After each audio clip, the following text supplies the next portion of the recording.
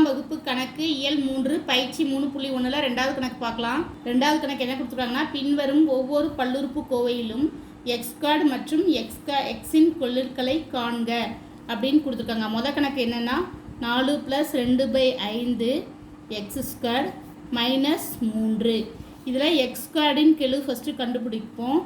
x²ன் கெழுன்னா இப்போ இதுக்கு முன்னாடி உள்ள நம்பர் தான். x²ன் கெழுனா x²க்கு முன்னாடி என்ன நம்பர் இருக்கோ அதுதான் கெழு. சரிங்களா?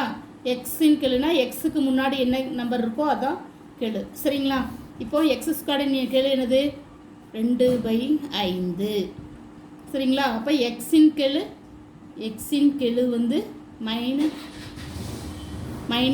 எக்ஸுக்கு முன்னாடி என்ன நம்பர் இருக்குது? -3.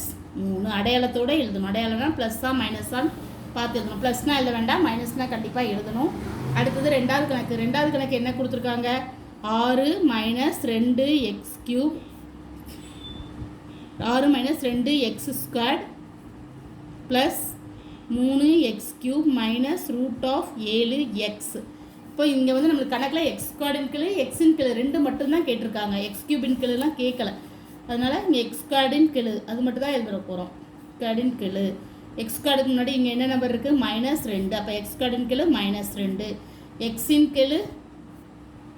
கெழு எக்ஸுக்கு முன்னாடி என்ன இருக்குது? -√7. சரிங்களா? எக்ஸுக்கு முன்னாடி -√7 இருக்குது, 7 இருக்குது. அதான். அடுத்தது வந்து மூணாவது கணக்கு என்ன கொடுத்துருக்காங்க?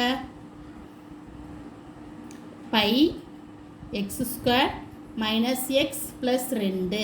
இப்போ x² கெழு x² கெழு என்னது? π தான். சரிங்களா? x² கெழு π.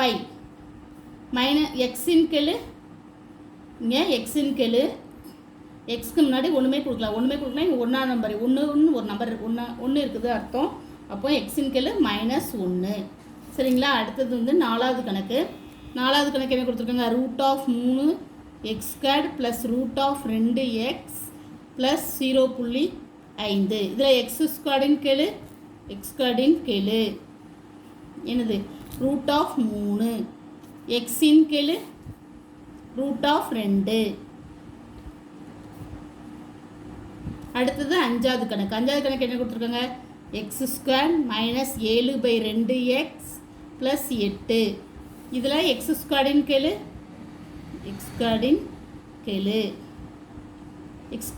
என்னது? 1.